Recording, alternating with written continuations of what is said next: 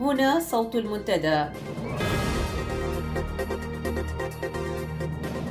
صوت المنتدى بث إذاعي يأتيكم يومي الأربعاء والسبت من كل أسبوع، ومن الساعة 8 إلى 9 مساء أيام الأربعاء، ومن 9 إلى 10 مساء أيام السبت بتوقيت إريتريا.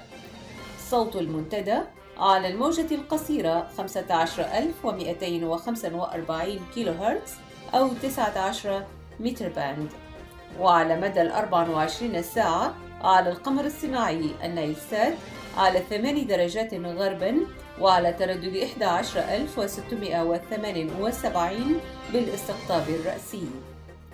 صوت المنتدى إعلام مستقل وحوار وطني بناء. صوت المنتدى.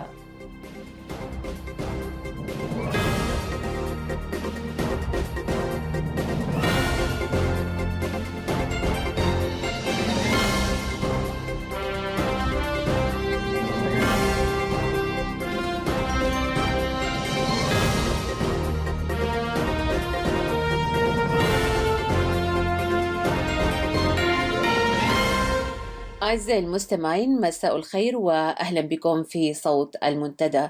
أنا أمال علي أحييكم في مساء هذا اليوم السبت، وأرحل معكم في ساعة من برامج متنوعة وفقرات عدة، ويرافقني كالعادة زميلي جمال عثمان همد من ميلبورن. مساء الخير جمال. مساء الخير أمال، ومساء الخير المستمع الكريم في الداخل والمستمعة الكريمة.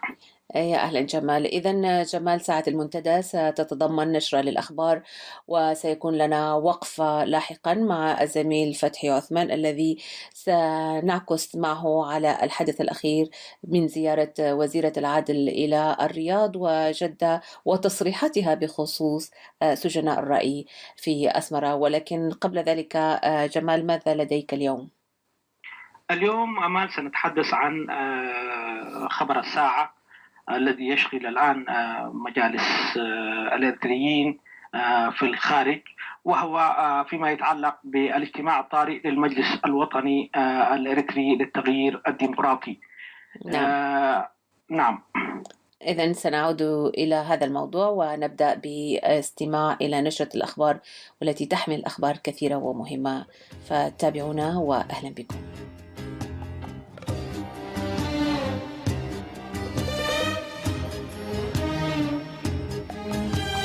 كلمة حلوة وكلمتين حلوة يا بلدي، غنوة حلوة وغنوتين حلوة يا بلدي. أملي دايما كان يا بلدي إني أرجع لك يا بلدي، وأفضل دايما جنبك على طول. وذكريات كل اللي فات فاكرة يا بلدي، قلبي مليان بحكايات فاكرة يا بلدي. أول حب كان في بلدي مش ممكن أنساه يا بلدي، فين أيام زمان قبل الوداع كنا بنقول إن الفراق ده مستحيل، وكل دمعة على الخد كانت بتسيل، مليانة الأمل إن إحنا نبقى موجودين في بحر الحب على الشطين. كلمة حلوة وكلمتين حلوة يا بلدي، غنوة حلوة وغنوتين حلوة يا بلدي. فين حبيب القلب يا بلدي، كان بعيد عني يا بلدي، وكل ما بغني بفكر فيه. صوت المنتدى. في نشرة هذا المساء، مناضلو العدالة في إريتريا يسلمون رسائل إنذار إلى 30 مسؤولا في نظام أسمرة. الجنرال فيليبوس يحاول في اجتماعات احتواء الخلاف مع قطاعات عسكرية عدة. القوات الإثيوبية التمحيط تجري تدريبات بحرية مكثفة. طلاب الخدمة العسكرية 28 يفرون من معسكر ساوى إلى أسمرة ودول مجاورة. وأخيرا الحكومة السودانية تقوم بحملة اعتقال تطال عدد من الإريتريين. في تفاصيل الأخبار، تمكنت مجموعة من مناضلي العدالة في إريتريا في كل من مدن أسمرة، مصوع، مندفرة وبارنتو من إيصال رسائل خطية إلى كبار الإداريين والقادة العسكريين المتواجدين في هذه المدن. شملت القائمة 30 مسؤولا من المنخرطين في اضطهاد الشعب، منهم ضباط برتب رفيعة وحكام أقاليم، وتنذرهم في هذه الرسائل بضرورة التوقف الفوري عن ارتكاب المظالم بحق المواطن الإريتري والاصطفاف خلف الشعب. وقد أوجزت مصادر المنتدى نص الرسالة على النحو التالي. مدخل الرسالة كان باللغة الموقرة والمألوفة، ويقول: إلى السيد المحترم، ظللت تستخدم أداة القهر وسببا رئيسيا لمشكلة الاضطهاد التي يعاني منها شعبك الإريتري لأكثر من 32 عاما. حان الوقت لكي تستوعب أن هذا الاضطهاد الذي تمارسه سوف يرتد عليك عاجلا. خذ العبرة وانتبه لسيرة نظائرك ورفاقك الذين كانوا منخرطين في اضطهاد مواطنيهم. أين هم الآن؟ عليك أن تحتاط من الزمن وتغييراته والسلطة وتبدلاتها، فدوام الحال من المحاول.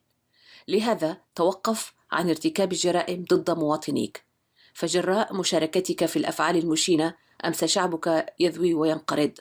ندعوك لوضع يدك في خدمة الشعب، وإذا تخلفت عن المشاركة في مسيرة شعبك التحررية ستتحمل تبعات ذلك مضاعفا، وقد أعذر من أنذر. وأشارت مصادر المنتدى إلى أن رسائل الإنذار هذه وصلت بالفعل إلى مكاتب ومنازل 30 مسؤولا، وتجلت تداعياتها الأولية في الذعر الذي انتابهم وجعلهم يهرولون إلى ما يسمى بمكاتب الأمن الوطني ومراكز الشرطة للتبليغ عن رسائل الإنذار التي وصلتهم. واتساقا مع هذا الخبر، قد أكدت مصادرنا في داخل الوطن أن أساليب النضال المتجددة والباسلة والتي ينتهجها أعضاء حراك العدل بإريتريا أقلقت مضاجع النظام وأثرت المخاوف بشكل متزايد على مفاصله، كما أنها تعمل على توعية الشعب وخلق مفاهيم مشتركة للتغيير المنشود. تسعى الحكومة الإريترية إلى إعطاء الاجتماعات المتتالية التي تعقدها وزارة الدفاع غطاء تمويهيا بقولها أنها بهدف معالجة بعض الإشكالات الإدارية البسيطة.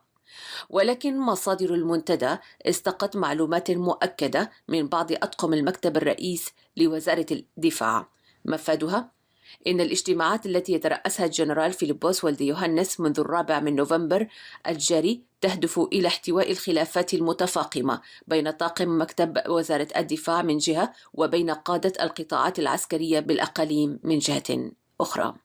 كما توضح الأنباء أن العديد من ضباط الصف الثاني أصبحوا يعبرون بجلاء عن عدم اقتناعهم بالقوانين العسكرية الجديدة للحكومة الإريترية.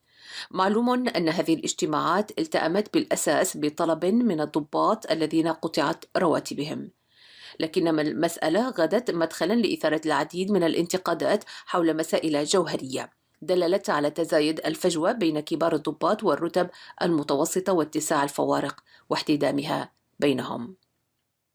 إن نداء التجيش الشعبي الجديد الذي يسعى النظام الحاكم منذ منتصف هذا العام إلى تنفيذه يجابه بالمقاومة في الكثير من الاجتماعات التي تعقد على مستوى القطاعات العسكرية من قادة الكتائب وأفراد قوات الدفاع الإريترية.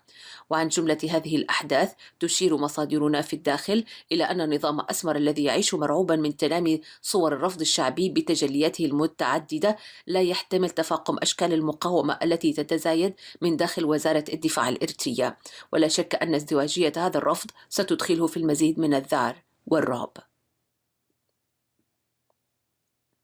أكدت مصادرنا في الداخل أن قوات المعارضة الإثيوبية التمحيط والتي تخضع بشكل كلي لأوامر نظام أسمرة وتعتبر أداة فاعلة لتجسيد سياساته تجدها تجري هذه الآونة تدريبات مكثفة بضواحي عجامة ومرسى تخلاي بإقليم شمال البحر الأحمر.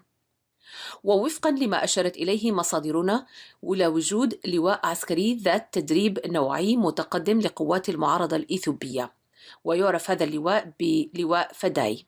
والجدير بالذكر أن هذا اللواء قد نال تدريبه من قبل 3 ضباط تابعين للنظام الإثيوبي السابق قدموا إلى إريتريا من النرويج. وأن التدريبات المكثفة الحالية لقوات المعارضة الإثيوبية تهدف إلى تأهيل قدرات قوات المعارضة كافة وإلى مستوى تدريب وجاهزية اللواء العسكري الخاص الذي أشرنا إليه. يذكر أن مصادر المنتدى قد أشارت مرارا إلى انخراط قوات المعارضة الإثيوبية الدمحيط وبصورة دائمة في تنفيذ سياسة نظام إسياس ضد الشعب الإريتري، وأنه يعول كثيرا على هذه الورقة.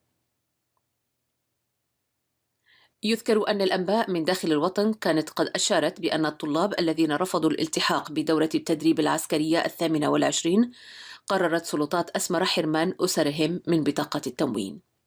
وعلى صعيد ذات صلة، أوضحت الأخبار المتلاحقة الواردة أن قلة من الطلاب الذين تم تجميعهم عقب ترهيبهم باستاد أسمرة قد تم ترحيلهم في 6 نوفمبر الجاري إلى سوا. هؤلاء الطلبة بدأوا يفرون أفرادا وجماعات بمجرد أن وطأت أقدامهم أرض معسكري ساوا. وفي محاولة من السلطات لوقف سيل هذا الهروب، حركت على عجل مواقع أخرى لكتيبة عسكرية إضافية للمساعدة في الحد من ظاهرة الفرار من المعسكر. وتشير مصادرنا أيضا إلى فشل المحاولات العبثية لهذه الكتيبة جراء كثافة الهروب. إن هؤلاء الطلاب الذين يفرون بمجرد وصولهم إلى مكان التدريب العسكري الإجباري يدل على مدى اتساع الفجوة بل والقطيعة بين جيل الشباب وحكومة أسمرة. وعلى ذات النسق، جاءت الأخبار من مصادر المنتدى بأن المواطنين الذين قد تم تجميعهم عنوة من خلال حملات التجنيد القسري التي طالت أسمرة ومعظم الأقاليم الإريترية خلال الأسبوع المنصرم قد فرت هاربة أعدادا كبيرة منهم رغم زخات طلقات التحذير الكثيرة التي أطلقت عليهم. وقد عادت معظم الشاحنات إلى مراكزها بعد أن فر منها المواطنين الذين صعدوها مكرهين. معلوم أن مناطق واسعة من البلاد وخلال الأسابيع الماضية قد شهدت حملات مكثفة لعسكرة المجتمع بكل شرائحه، إلا أن هذه الحملات الشعواء وجدت مقاومة صريحة وبأشكال متعددة من صور الرفض في استنكار غاضب من الشعب الإريتري لقرارات الاستعباد والعسكرة التي تنتهجها حكومة أسمرة. علمت مصادر المنتدى أن الحكومة السودانية وعبر أجهزتها ذات الاختصاص تجري في العديد من أحياء الخرطوم ومنذ بداية نوفمبر الجاري حملات مداهمة واعتقال، وأن اللاجئ الإريتري في الخرطوم أكثر من طالتها الخروقات اللا إنسانية لهذه الحملات. فالأنباء المؤكدة بيّنت أن أحياء الجريف والصحافة وأم درمان بالعاصمة السودانية الخرطوم، وهي الأحياء التي يلجأ إليها الإريتريون عادة، اجتاحتها حملات دهم واعتقال مكثفة من قبل سلطات الأمن السودانية. واقتيد على أثرها الكثير من الإريتريين من أماكن سكنهم وعملهم إلى السجون. وقد هرعت على الفور البعثات الدبلوماسية والقنصلية لتخليص رعاياها من المعتقل ولتجنيبهم أوضاع مزرية، وذلك عبر وسائل شتى وبأقل الخسائر. أما الإنسان الإريتري الذي فقد من يرعاه أصبح ضحية للابتزاز المفضوح، حيث فرضت عليه 5000 جنيه مقابل إخراجه من السجن. ومن لا يتمكن من إحضار هذا المبلغ يصبح عرضة للبقاء في ظروف الاعتقال المذلة والقاسية، ويقضي حياته منسيا في تلك المعتقلات البشعة. وأضافت مصادر المنتدى من الخرطوم إلى وجود 650 إريتري أمضوا أكثر من عام في السجون السودانية. يذكر أنهم كانوا قد تقدموا في وقت سابق بطلبات مساعدة لعدة منظمات ذات صلة، إلا أنهم لم يجدوا حلولا عملية تخرجهم من هذه السجون. والبعد الأكثر خطورة لهذه الحملات هو الترابط الوثيق بين الأجهزة الأمنية للخرطوم وأسمرة، وعلى خلفية العلاقات الوطيدة بين النظامين الحاكمين في البلدين.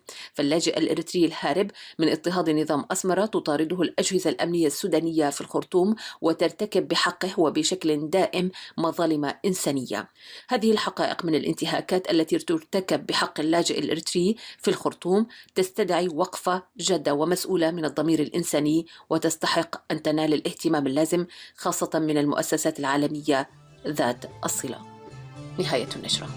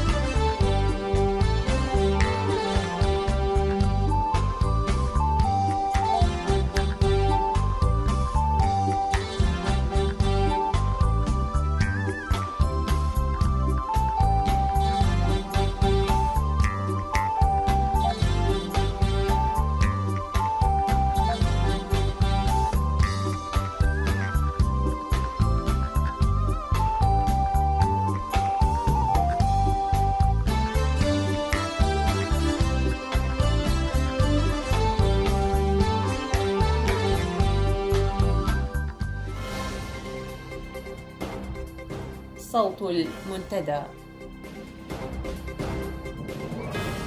إذن عودة مجددة إليك جمال من ميلبورن. وماذا يحدث جمال مع المجلس الوطني للتغيير؟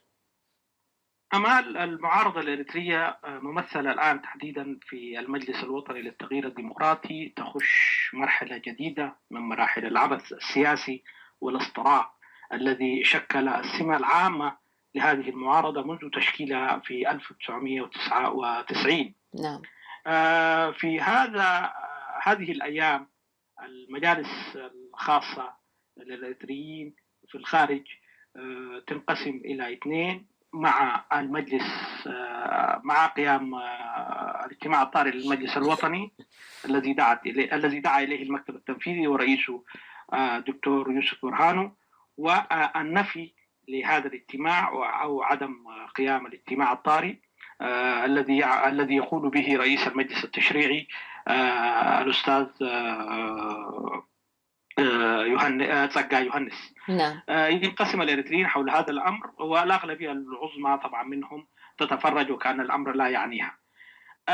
بالعودة أمال لأسباب هذا الاجتماع الطارئ كما يطرح رئيس المكتب التنفيذي، يقول رئيس المكتب التنفيذي في عدد من المقابلات الخاصة إنه القيادة الخاصة بالمجلس الوطني للجهاز التشريعي تتدخل في العمل اليومي للمكتب التنفيذي وتعرقل كثير من خططه، كما يتحدث عن تقاعس عام لهذا الجسم الكبير والتنظيمات والمنظمات المجتمع المدني الإريترية. وبالتالي هذا الاجتماع الطارئ يلح على انعقاده لحلحلة الكثير من القضايا بما فيها المشكلات التي تعتري اللجنة التحضيرية للمؤتمر القادم قبل الدخول للمؤتمر. نعم. رئيس المجلس التشريعي تسقاي يوهنس يتحدث انه لا ضرورة لذلك، يتحدث عن انه الخلافات الموجودة هي خلافات عادية ويمكن حلها من خلال اجتماع عادي للمكتب التنفيذي، ويدعو لاستمرار اللجنة التحضيرية بعد استكمالها. الغريب أيضا أمال الطرفين يتكلموا عن لوائح تنظم هذا العمل، والطرفين بيقولوا اللائحة الداخلية للمجلس الوطني هي معهم، ولكن نحن لا ندري مع أي طرف موجودة هذه اللائحة. على كل الطرفين يعني يتكلموا عن هذا الأمر وبكثير من الإلحاح.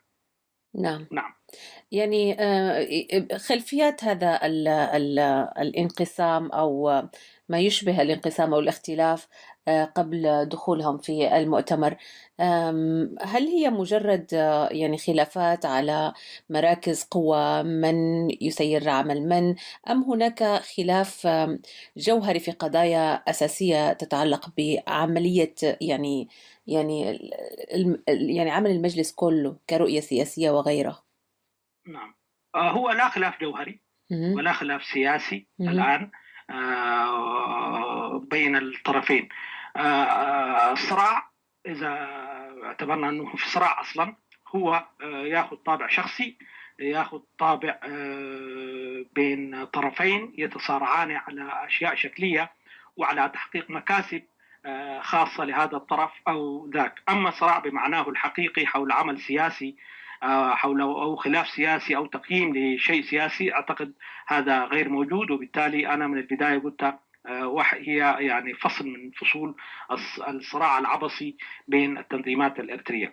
إذا رجعنا شوية لهذه الأسباب نجد أنه ما حدث في مؤتمر أواسا في 2012 كان يمكن أن يفضي، كان بالضرورة أن يفضي لهذه النتيجة. يعني عدد 400 نفر من مختلف أنحاء العالم، وتم اختيارهم بأشكال مختلفة وأشكال غير صحيحة، تلموا في مكان واحد دون سابقة معرفة وبعيد عن العمل السياسي اليومي للتنظيمات الإريترية. هذا الأمر أدى أولا جوا القاعة إلى وصول أعداد من أفراد من ما يسمى بمنظمات المجتمع المدني إلى قمة الهرم.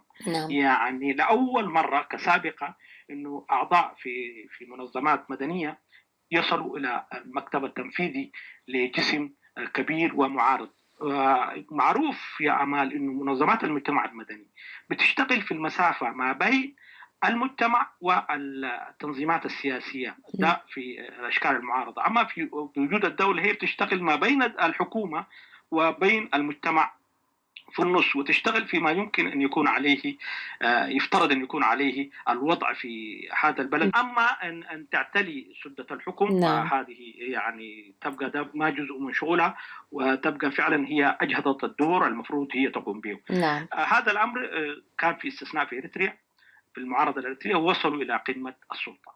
أيضا في الفترة بتاع الإعداد لمؤتمر أواسا الدولة الراعية للمؤتمر اللي هي اثيوبيا أوصلت عدد التنظيمات الإريترية إلى 38 حركة وتنظيم وحزب. يعني الآن ما بين 38 إلى 40 حزب معارض في إريتريا. هذه التنظيمات بعضها لا يتعدى عدد الأفراد، يعني عدد الأفراد يعني عدد بسيط جدا من الأفراد. نعم. أيضا هذا الأمر أدى إلى أنه يكون في محاصصة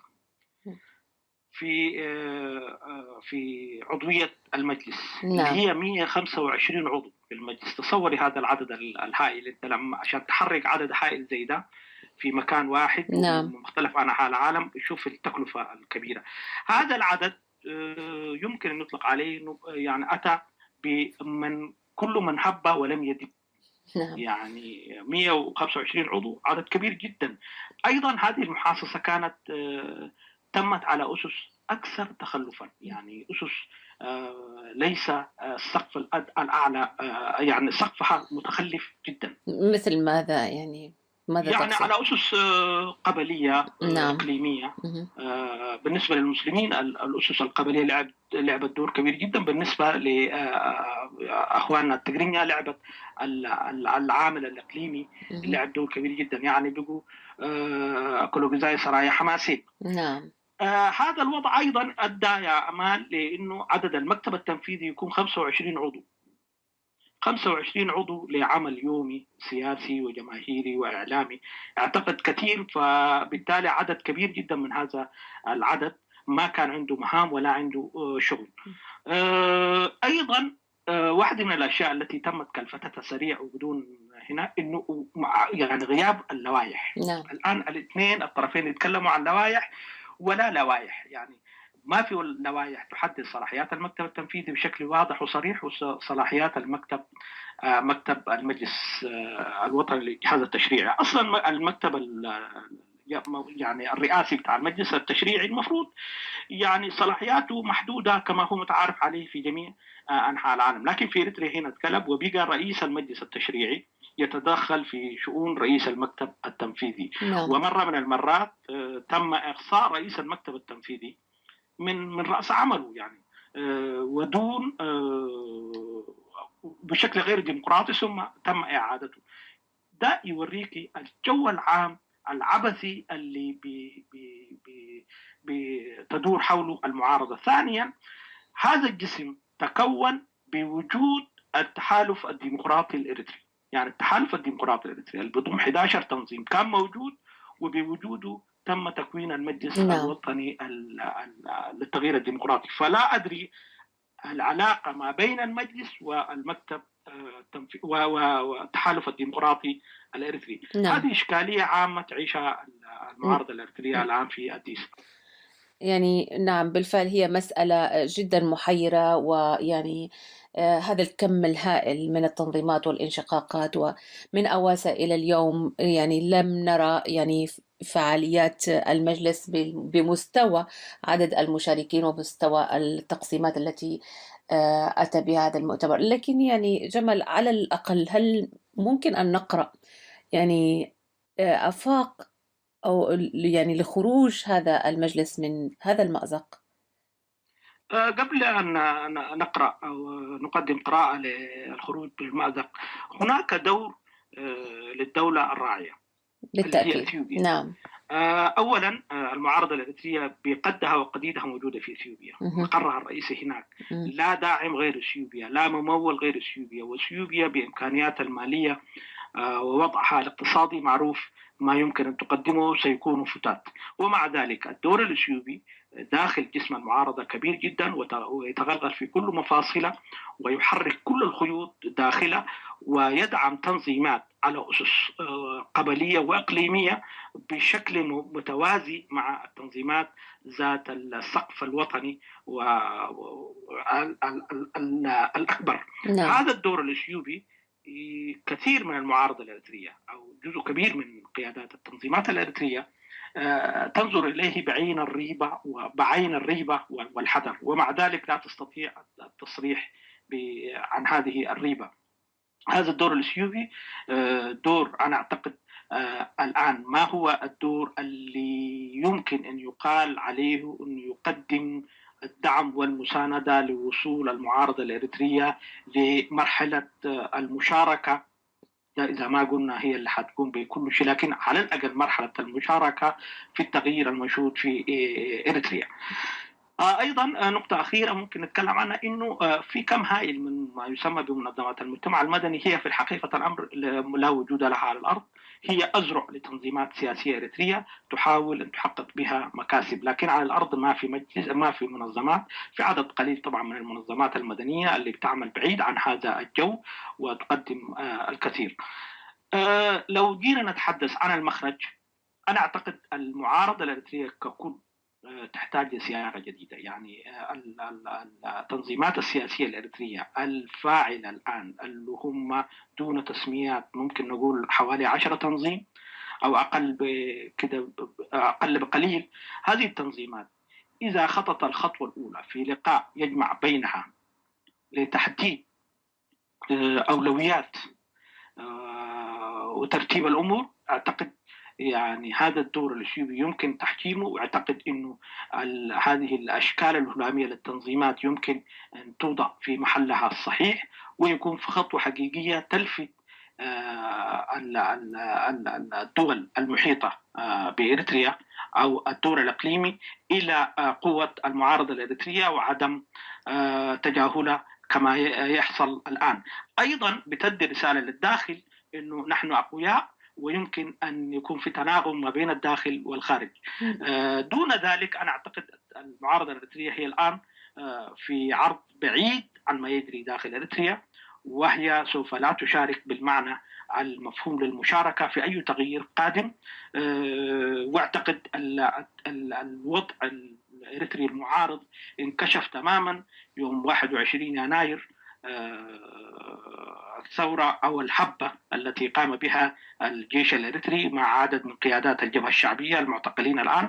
المعارضة الإريترية يعني حصل لها بلبلة وما عرفت تتصرف، وبالتالي كشف وضعها مستقبلا لما يمكن أن تكون عليه أو يكون عليه الأمر إذا حدث أي تغيير داخل إريتريا، وهو السيناريو المحتمل على كل حال.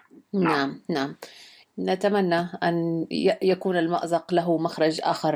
جمال، لك مني كل الشكر والتحية أقول على أمال، لو اديتيني فرصة في نقطة أخيرة يجب أن تقال هنا، أنه على الأكاديميين والمثقفين والشخصيات العامة في إريتريا والواجهات القبلية وإلى آخره ورجال الدين يجب أن يلعبوا دورهم الآن في تجسير الهوة داخل المعارضة الإريترية، والتصدي للتخريب المعتمد من الداخل الذي تعتمده الحكومة الإريترية من الداخل، التخريب داخل المجتمع الإريتري وفكفكة نسيجه الاجتماعي، وهذا الدور يجب أن يلعبوه الآن وليس غدا.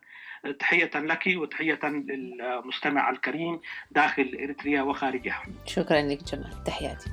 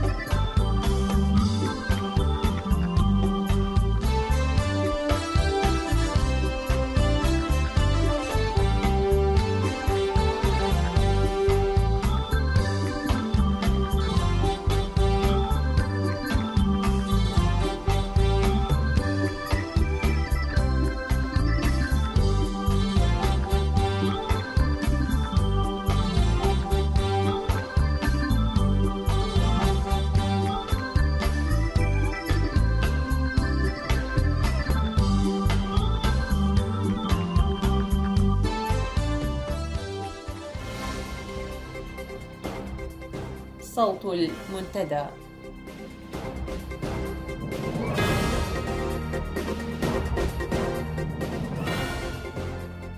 أعزائي المستمعين، والآن أقف مع زميلي الأستاذ فتحي عثمان، وهو صحفي معروف ويعمل حاليا في إذاعة صوت أرينا، ليلقي لنا الضوء على زيارة وزيرة العدل الإريترية الأخيرة إلى السعودية والتصريحات التي أدلت بها بخصوص دور ومهام وزارة العدل. مساء الخير فتحي، وشكرا على قبول يعني أن تكون معنا هنا في إذاعة صوت المنتدى، وأنا أعرف أنك مزحوم جدا، فأهلا بك وشكرا لك فتحي. شكرا لكم في إذاعة المنتدى، وأهلا وسهلا بكم في هذه الحلقة. مرحبا بك يا أستاذ أمال. يا هلا. أستاذ فتحي، هل لك أن تلقي لنا الضوء على يعني أبعاد زيارة وزيرة العدل، ولماذا يعني أرسلت هي لافتتاح المهرجان في الرياض؟ ما دلالة هذه المشاركة؟ وأيضا على تصريحاتها بصدد دور مهام وزارة العدل ورأيها في قضايا سجناء الرأي. ممتاز. في البداية أحب أن أشير إلى أن زيارة وزير العدل السيدة فوزية هاشم إلى الرياض تمت ضمن المهرجان السنوي الذي تنظمه سفارة دولة إريتريا في كل من جدة والرياض في شهر أكتوبر من كل سنة. نعم. درج العمل على افتتاح هذا المهرجان السنوي أن يكون دائما مسؤول من الجبهة الشعبية هو الحاضر، وكانت المهرجانات تفتتح دوما بحضور الأستاذ عبد الله محمود جابر مسؤول الشؤون التنظيمية فك الله أسره.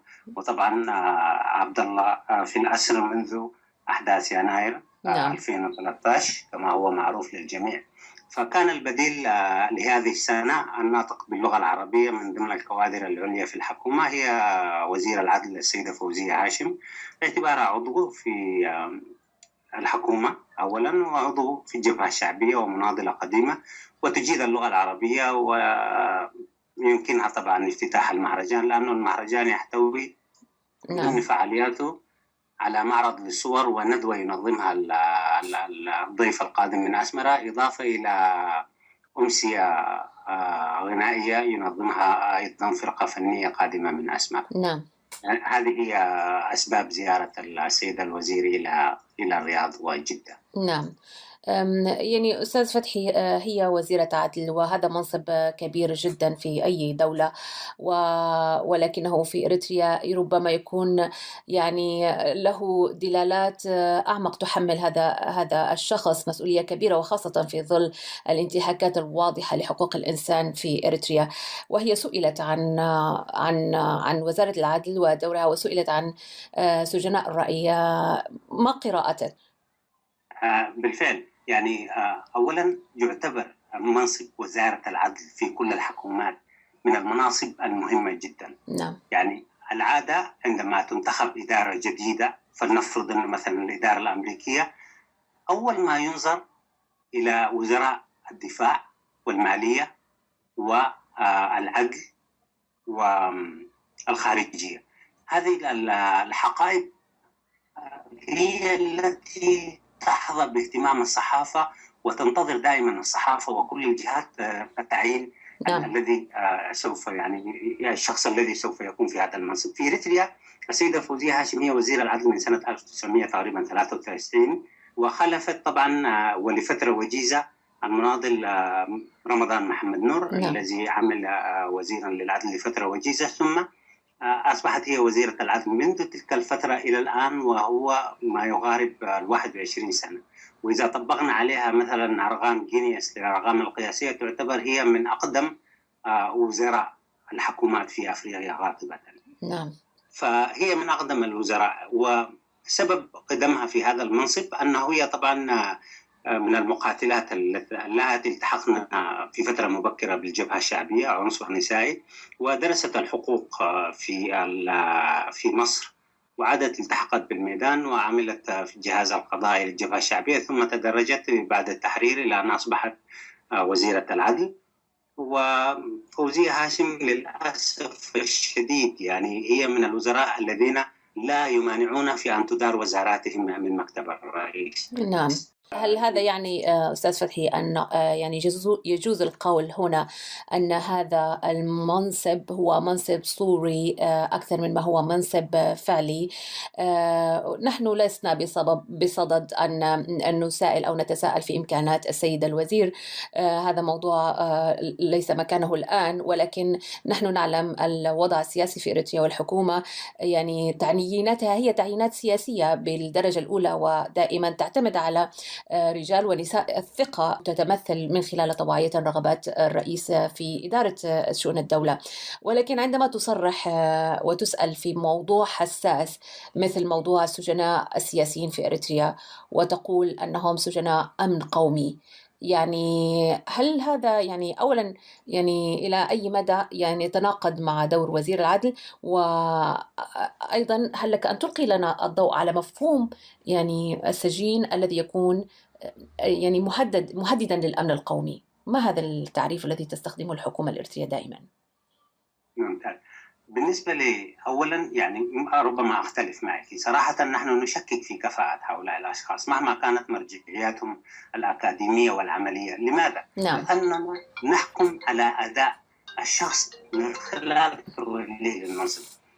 السيدة الوزير عملت وزير للعدل في إريتريا لمدة 20 سنة، يعني لم تشهد فيها الخدمات العدلية والقضائية سوى التردي. نعم. مما يعني أنها ليست جديرة بهذا المنصب، يعني هذا كل ما يمكن القول. نعم. هذه الناحية الثانية يعني القياس بالنتائج وليس بشيء آخر. أي وزير يجب أن نقيس أداؤه بموجب الإنجازات التي تحققها وزارته. وزارة العدل في إريتريا للأسف أصبحت تابعة لمكتب الرئيس، والمحاكم في إريتريا تدهورت وأصبحت تخضع للجهاز التنفيذي. والعدالة في إريتريا كما ترين يعني الآن يوجد في إريتريا بإحصائية يكاد يكون هناك إجماع عليها حوالي 10,000 سجين دون محاكمة في إريتريا. نعم. من ضمن هؤلاء من يطلق عليهم في إريتريا السجناء يهددون الأمن القومي، وهي ما أشارت إليهم السيدة الوزير. نعم. سجين الأمن القومي عامة هو السجين الذي يعني يرتكب جرم وفق القانون الجنائي. هذا الجرم يقع تحت طائلة الأمن الوطني أو ما يهدد أركان الدولة أو الأمن الوطني أو السلامة العامة أو التخابر مع جهات أجنبية. وهذه كلها جرائم لها مواد عقابية أو ويمكن المعاقبة عليها بموجب القانون الجنائي يعني. وليس المسألة أنك أنت تدق الباب على شخص بالليل وتأخذه ويختفي، لا، يمكن أن تقدم أي شخص لمحاكمة عادلة. وأكبر التهم هي تهمة الخيانة الوطنية مثلا، اللي هو التخابر مع جهة أجنبية. نعم. متى ما توفر الدليل على أن شخص من الأشخاص متهم بالتخابر مع أي جهة، وهذا حق لأي دولة ويهدد الأمن القومي، تعرضه على محكمة وتطبق عليه يعني، وتكون المحكمة معلنة وله حق الدفاع عن نفسه ويحاكم ويسجن. يعني كل الدول تمارس هذا الحق يعني، ليس هناك شيء غريب في هذا الشيء يعني. نعم. لكن المستغرب هو أن يسجن الشخص دون أن يقدم لمحاكمة وأن تطلق عليه التهمة جزافا. يعني الآن كل سجناء الرأي في إريتريا والضمير هم سجناء سياسيين. نعم. لماذا؟ لأنهم أولا قبضوا وسجنوا على ذمة مشاكل سياسية وليست على ذمة أي مشاكل قانونية أو جنائية. 1. 2. لم يقدموا إلى محاكم. 3. لا تعرف أماكن سجنهم. 4. أسرهم لا تعرف حتى يعني أماكن سجنهم. لم يتمتعوا بالحق الإنساني الأساسي في الدفاع عن أنفسهم. نعم. المفارقة يعني التي ذكرتها الوزير أنها سئلت في الرياض، قالوا لها حول أوضاع السجناء في إريتريا، فردت السيدة الوزير قائلة: أولا أن السجناء في إريتريا يقسموا إلى قسمين، سجناء ارتكبوا جرائم جنائية وهؤلاء محكوم عليهم بموجب القانون الجنائي، وسجناء مهددين للأمن القومي. نعم. هؤلاء الدولة لها الحق في التصرف معهم. كيف هذا يعني؟ هل هي بذلك تقول أن الدولة في سجنها لهؤلاء الناس دون تعريضهم إلى محاكم أو إعطائهم حق الدفاع عن أنفسهم، فهي الدولة لا ترتكب خطأ بهذا الشكل. نعم. وقالت أنه لماذا يعني سألت السائل، هي قدمت هذا في ندوة عامة في الرياض، وقالت: لماذا نحن نعتبر أن المتهم بريء حتى تثبت إدانته؟ لماذا لا نعتقد العكس، أنه مدان حتى تثبت براءته؟ وهذه يعني سابقة يعني مخالفة تماما للمبدأ، يعني مبدأ العدل في حد ذاته. مزبوط، جيد. يعني هذه قاعدة أساسية يعني بالنسبة للعدل، أن يكون المتهم بريء حتى تثبت إدانته. أن تقلب هذه القاعدة يعني صراحة يعني قلب لكل مفاهيم العدالة يعني. نعم. يعني أستاذ فتحي، هناك من يقول أن الحروب التي خاضتها حكومة أسمرة والتي خسرت من خلالها الكثير يعني من غير الطاقات البشرية، خسرنا مناطق مهمة، مسألة بادئ ما لم تحل، خسرنا في حربنا مع اليمن، نخسر الشباب الذي هو عماد الأمن القومي اليوم.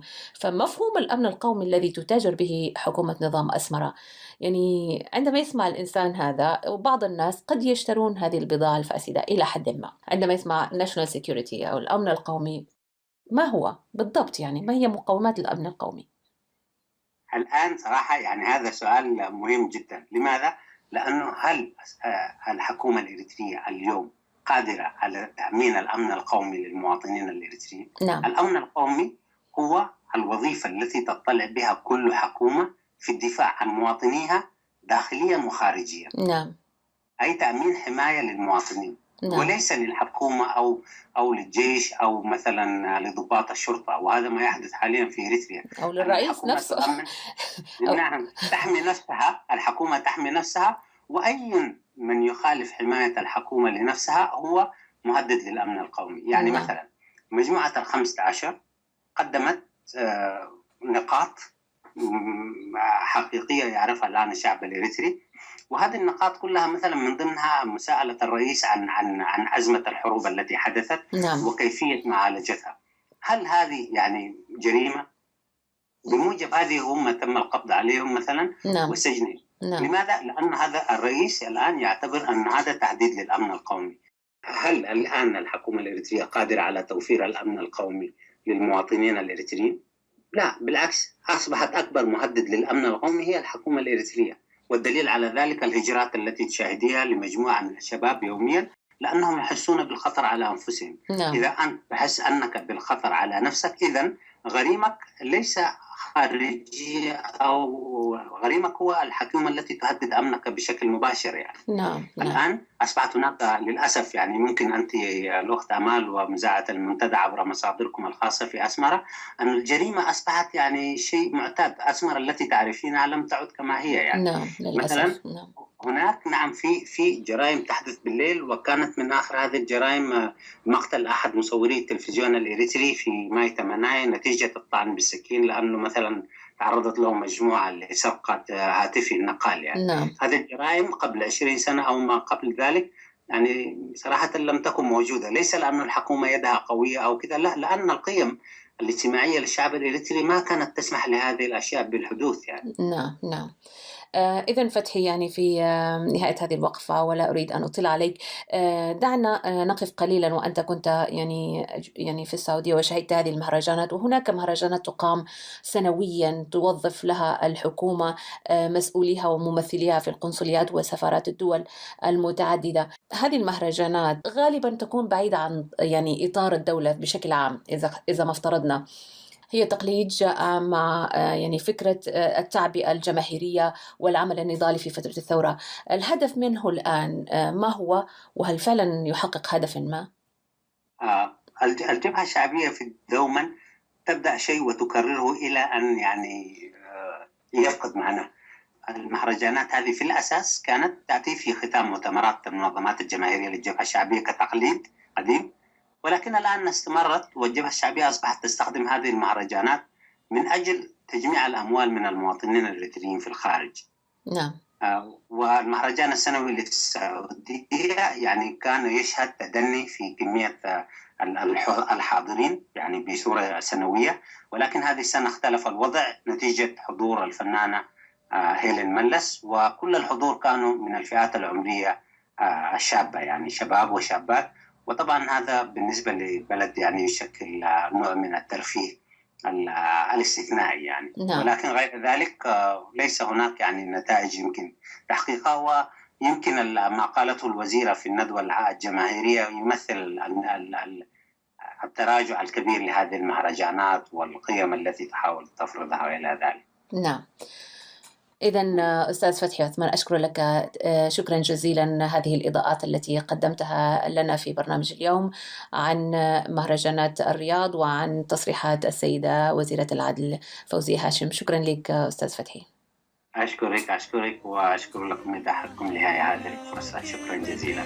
شكرا. حلوة يا بلدي غنوة حلوة وغنوتين، حلوة يا بلدي فين حبيب القلب يا بلدي، كان بعيد عني يا بلدي، وكل ما بغني بفكر فيه. قولي يا حبيبي انت سايبني ورايح فين، أجمل لحن ده هنغني إحنا الاتنين، يا محلى كلمة بلدي في غنوة بين سطرين، يا ليل يا عين يا عين يا ليل يا ليل يا ليل ليل، كلمة حلوة وكلمتين، حلوة يا بلدي غنوة حلوة وغنوتين، قمر يا بلدي أملي دايما كان يا بلدي إني أرجع لك يا بلدي، وأفضل دايما جنبك على طول.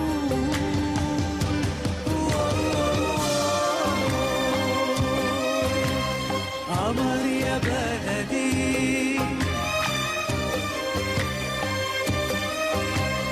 حلوة يا بلدي. صوت المنتدى.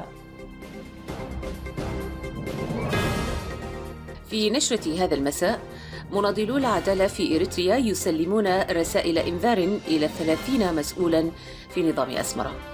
الجنرال فيليبوس يحاول في اجتماعات احتواء الخلاف مع قطاعات عسكرية عدة. القوات الإثيوبية التمحيط تجري تدريبات بحرية مكثفة.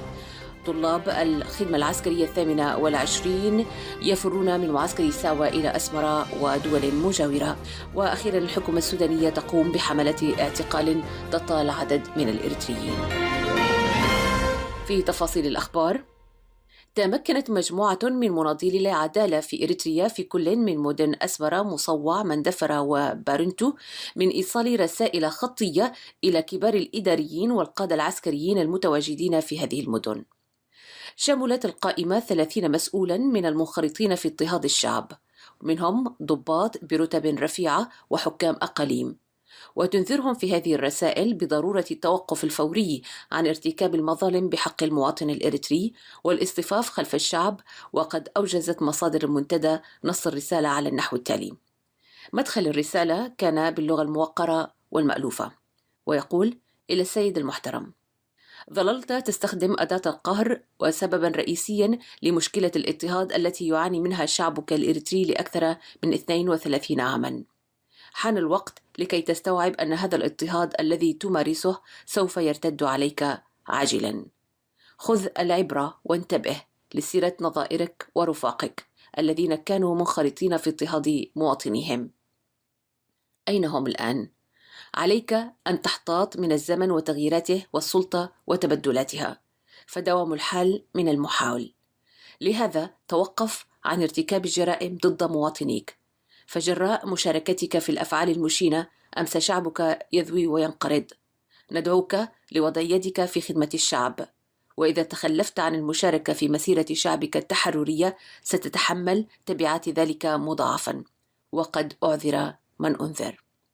وأشارت مصادر المنتدى إلى أن رسائل الإنذار هذه وصلت بالفعل إلى مكاتب ومنازل 30 مسؤولا، وتجلت تداعياتها الأولية في الذعر الذي انتابهم وجعلهم يهرولون إلى ما يسمى بمكاتب الأمن الوطني ومراكز الشرطة للتبليغ عن رسائل الإنذار التي وصلتهم. واتساقا مع هذا الخبر، قد أكدت مصادرنا في داخل الوطن أن أساليب النضال المتجددة والباسلة والتي ينتهجها أعضاء حراك العدل بإريتريا أقلقت مضاجع النظام وأثرت المخاوف بشكل متزايد على مفاصله، كما أنها تعمل على توعية الشعب وخلق مفاهيم مشتركة للتغيير المنشود. تسعى الحكومة الإريترية إلى إعطاء الاجتماعات المتتالية التي تعقدها وزارة الدفاع غطاء تمويهيا بقولها أنها بهدف معالجة بعض الإشكالات الإدارية البسيطة. ولكن مصادر المنتدى استقت معلومات مؤكدة من بعض أطقم المكتب الرئيس لوزارة الدفاع، مفادها إن الاجتماعات التي يترأسها الجنرال فيليبوس والدي يوهنس منذ 4 نوفمبر الجاري تهدف إلى احتواء الخلافات المتفاقمة بين طاقم مكتب وزارة الدفاع من جهة وبين قادة القطاعات العسكرية بالأقاليم من جهة أخرى. كما توضح الأنباء أن العديد من ضباط الصف الثاني أصبحوا يعبرون بجلاء عن عدم اقتناعهم بالقوانين العسكرية الجديدة للحكومة الإريترية. معلوم أن هذه الاجتماعات التأمت بالأساس بطلب من الضباط الذين قطعت رواتبهم، لكن المسألة غدت مدخلا لإثارة العديد من الانتقادات حول مسائل جوهرية دللت على تزايد الفجوة بين كبار الضباط والرتب المتوسطة واتساع الفوارق واحتدامها بينهم. إن نداء التجيش الشعبي الجديد الذي يسعى النظام الحاكم منذ منتصف هذا العام إلى تنفيذه يجابه بالمقاومة في الكثير من الاجتماعات التي تعقد على مستوى القطاعات العسكرية من قادة الكتائب وأفراد قوات الدفاع الإريترية. وعن جملة هذه الأحداث تشير مصادرنا في الداخل إلى أن نظام أسمر الذي يعيش مرعوبا من تنامي صور الرفض الشعبي بتجلياته المتعددة لا يحتمل تفاقم أشكال المقاومة التي تتزايد من داخل وزارة الدفاع الإريترية، ولا شك أن ازدواجية هذا الرفض ستدخله في المزيد من الذعر والرعب. أكدت مصادرنا في الداخل أن قوات المعارضة الإثيوبية التمحيط والتي تخضع بشكل كلي لأوامر نظام أسمرة وتعتبر أداة فاعلة لتجسيد سياساته تجدها تجري هذه الآونة تدريبات مكثفة بضواحي عجامت ومرسى تخلاي بإقليم شمال البحر الأحمر. ووفقا لما أشارت إليه مصادرنا إلى وجود لواء عسكري ذات تدريب نوعي متقدم لقوات المعارضة الإثيوبية، ويعرف هذا اللواء بلواء فداي. والجدير بالذكر أن هذا اللواء قد نال تدريبه من قبل 3 ضباط تابعين للنظام الإثيوبي السابق قدموا إلى إريتريا من النرويج، وأن التدريبات المكثفة الحالية لقوات المعارضة الإثيوبية تهدف إلى تأهيل قدرات قوات المعارضة كافة وإلى مستوى تدريب وجاهزية اللواء العسكري الخاص الذي أشرنا إليه. يذكر أن مصادر المنتدى قد أشارت مرارا إلى انخراط قوات المعارضة الإثيوبية الدمحيط وبصورة دائمة في تنفيذ سياسة نظام إسياس ضد الشعب الإريتري، وأنه يعول كثيرا على هذه الورقة. يذكر أن الأنباء من داخل الوطن كانت قد أشارت بأن الطلاب الذين رفضوا الالتحاق بدورة التدريب العسكرية 28 قررت سلطات أسمرة حرمان أسرهم من بطاقة التموين. وعلى صعيد ذات صلة، أوضحت الأخبار المتلاحقة الواردة أن قلة من الطلاب الذين تم تجميعهم عقب ترهيبهم باستاد أسمرة قد تم ترحيلهم في 6 من نوفمبر الجاري إلى سوا. هؤلاء الطلبة بدأوا يفرون أفرادا وجماعات بمجرد أن وطأت أقدامهم أرض معسكري ساوا. وفي محاولة من السلطات لوقف سيل هذا الهروب، حركت على عجل مواقع أخرى لكتيبة عسكرية إضافية للمساعدة في الحد من ظاهرة الفرار من المعسكر. وتشير مصادرنا أيضا إلى فشل المحاولات العبثية لهذه الكتيبة جراء كثافة الهروب. إن هؤلاء الطلاب الذين يفرون بمجرد وصولهم إلى مكان التدريب العسكري الإجباري يدل على مدى اتساع الفجوة بل والقطيعة بين جيل الشباب وحكومة أسمرة. وعلى ذات النسق، جاءت الأخبار من مصادر المنتدى بأن المواطنين الذين قد تم تجميعهم عنوة من خلال حملات التجنيد القسري التي طالت أسمرة ومعظم الأقاليم الإريترية خلال الأسبوع المنصرم قد فرت هاربة أعدادا كبيرة منهم رغم زخات طلقات التحذير الكثيرة التي أطلقت عليهم. وقد عادت معظم الشاحنات إلى مراكزها بعد أن فر منها المواطنين الذين صعدوها مكرهين. معلوم أن مناطق واسعة من البلاد وخلال الأسابيع الماضية قد شهدت حملات مكثفة لعسكرة المجتمع بكل شرائحها، إلا أن هذه الحملات الشعواء وجدت مقاومة صريحة وبأشكال متعددة من صور الرفض في استنكار غاضب من الشعب الإريتري لقرارات الاستعباد والعسكرة التي تنتهجها حكومة أسمرة. علمت مصادر المنتدى أن الحكومة السودانية وعبر أجهزتها ذات الاختصاص تجري في العديد من أحياء الخرطوم ومنذ بداية نوفمبر الجاري حملات مداهمة واعتقال، وأن اللاجئ الإريتري في الخرطوم أكثر من طالتها الخروقات اللا إنسانية لهذه الحملات. فالأنباء المؤكدة بيّنت أن أحياء الجريف والصحافة وأم درمان بالعاصمة السودانية الخرطوم، وهي الأحياء التي يلجأ إليها الإريتريون عادة، اجتاحتها حملات دهم واعتقال مكثفة من قبل سلطات الأمن السودانية، واقتيد على أثرها الكثير من الإريتريين من أماكن سكنهم وعملهم إلى السجون. وقد هرعت على الفور البعثات الدبلوماسية والقنصلية لتخليص رعاياها من المعتقل ولتجنيبهم أوضاع مزرية، وذلك عبر وسائل شتى وبأقل الخسائر. أما الإنسان الإريتري الذي فقد من يرعاه أصبح ضحية للابتزاز المفضوح، حيث فرضت عليه 5000 جنيه مقابل إخراجه من السجن. ومن لا يتمكن من إحضار هذا المبلغ يصبح عرضة للبقاء في ظروف الاعتقال المذلة والقاسية، ويقضي حياته منسيا في تلك المعتقلات البشعة.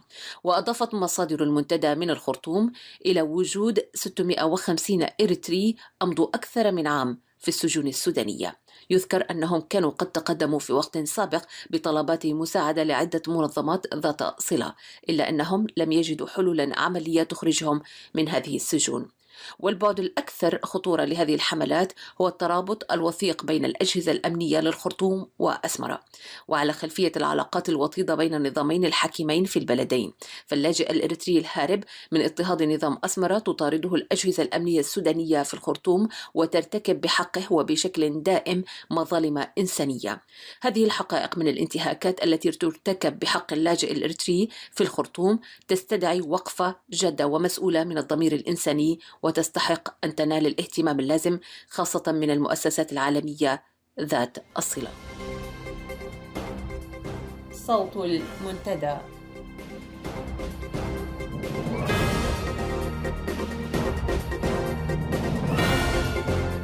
أعزائي المستمعين، في ختام ساعة هذا المساء أشكر لكم حسن متابعتكم لنا، إلى أن نلقاكم في الأسبوع المقبل.